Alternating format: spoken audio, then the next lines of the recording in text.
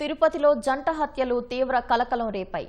పద్మావతి కళ్యాణ మండపంలో పెళ్లికి వచ్చిన వారిని గుర్తు తెలియని వ్యక్తులు నరికి చంపారు.